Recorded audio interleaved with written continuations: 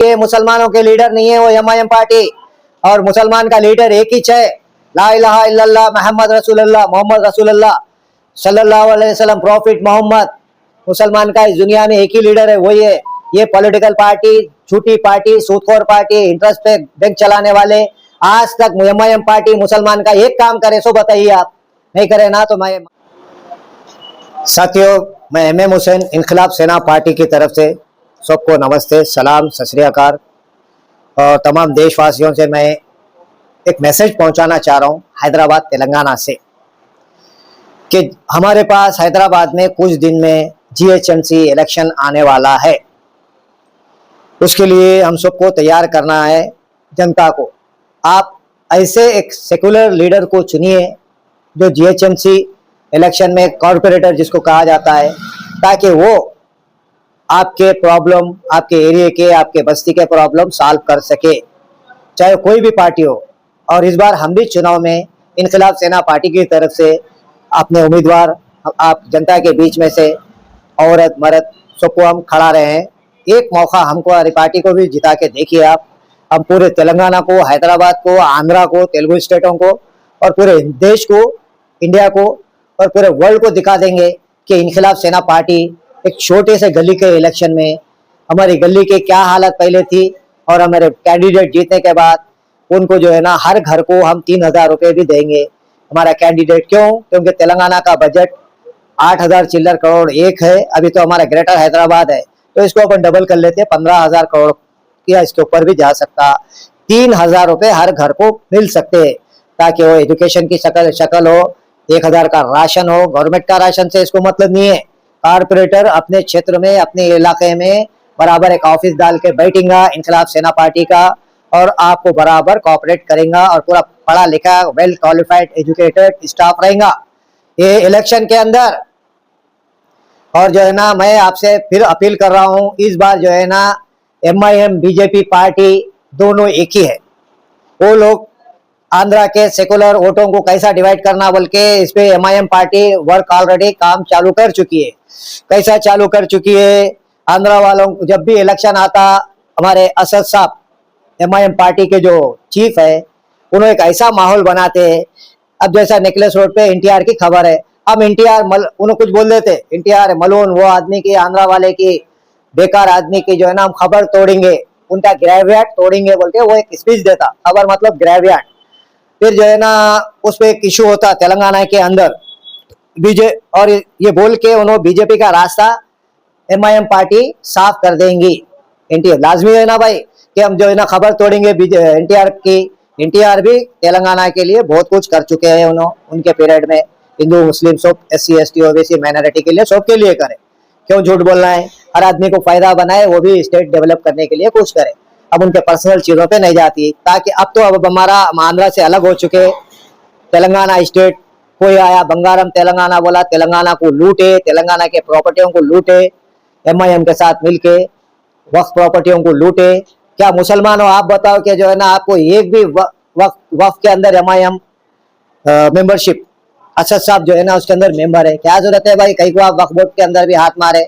और minority department के अंदर जाके देखिए, लावारिस पूरे जने सो रहे, उसके अंदर जो है ना माइनॉरिटीज के नाम, खाली नाम है, वहां पे कोई काम नहीं है।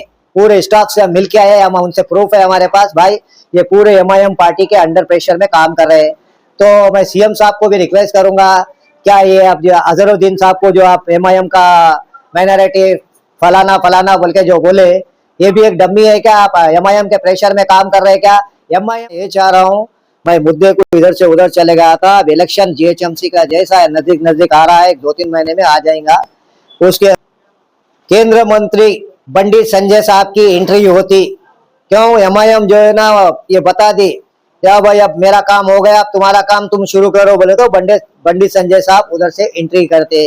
एंट्री करके बोलते हम कैसा एनटीआर की खबर तोड़ते, नेनु चोपिस्ता, हम देखेंगे, हम आंध्रा वालों के साथ थे, हम आंध्रा वालों को लेके वहां पे धरने पे बैठेंगे, हम खबर को हाथ लगाने नहीं देंगे बोल के इनके कजन ब्रदर बंडे संजय साहब एंट्री लेने के बाद ये बोलते हम आंध्रा वालों के साथ है, हम तेलंगाना के पीपुल के साथ है, बोल के यहाँ पे आंध्रा तेलंगाना के लोगों को लेके बीजेपी बंडी संजय के थ्रू ये काम लेना चाह रही है। आप देखें कि बीजेपी जो है ना 2014 से लेके अब तक एक काम बता दीजिए देश के लिए, कुछ भी हमारी चीज में फेल है। और यहाँ पे तेलंगाना के अंदर भी बीजेपी जो है ना, Kishan Reddy ji union territory minister है, अपने पास कोयला निकलता, अपने पास बहुत सारे माइंस निकलते, इसका पैसा क्या तेलंगाना के लोगों को दिए नहीं दिए? इसका पैसा भी सीधा सीधा सेंट्रल जा रहा। हमारे तेलंगाना का पूरा आपका हमारा टैक्स पैसा पूरा बीजेपी ले रही।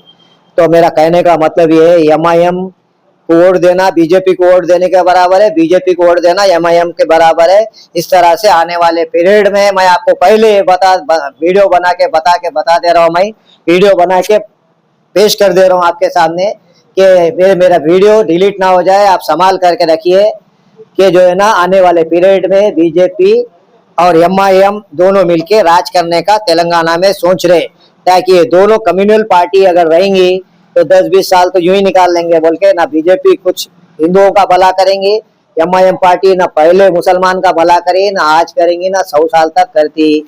ये लोग किसी का भला करने के लिए नहीं आ रहे। तो मैं ये कहना चाह रहा हूँ, अभी जो भी इलेक्शन आ रहा है वो सिर्फ अच्छी क्वालिटी के कोई भी हो। मैं तेलंगाना आवाम से हाथ जोड़ के रिक्वेस्ट कर रहा हूँ, जनता से, कि एक सेकुलर आदमी, सेकुलर का मतलब है सबका साथ सबका काम करने वाले का आदमी को आप जो है ना उम्मीदवार दीजिए, जो जीतने के बाद उसको 200 लाख रुपए गवर्नमेंट की तरफ से रहता। कारपोरेटर को पहले 1 करोड़ था, अभी 2 करोड़ कर दिए रेवंत रेड्डी जी। तो 200 लाख रुपए आप जो है ना सही इस्तेमाल करिए। आवाम से रिक्वेस्ट है, कारपोरेटर को सही चुनिए। इस बार जो है ना आपके हाथ में, ना बीजेपी का सुनो ना एमआईएम का सुनो, आपका जो आपके एरिया में काम करेगा उनके लिए आप उनको वोट दीजिए। हम अब हमारे इनकलाब सेना पार्टी की तरफ से आवाम की डिमांड के ऊपर हम जो है ना, हमारे देश में ऐसा नहीं होना, हमारा देश ऊपर आ रहा नहीं, क्यों नहीं आ रहा? ये लोग अपना ही जो है ना सोच रहे इसलिए ऊपर नहीं आ रहा। तो ऐसे लोगों के लिए हम international court of criminal justice में हम एक पिटीशन दाखिल कर रहे हैं सुप्रीम कोर्ट के लॉयर के थ्रू।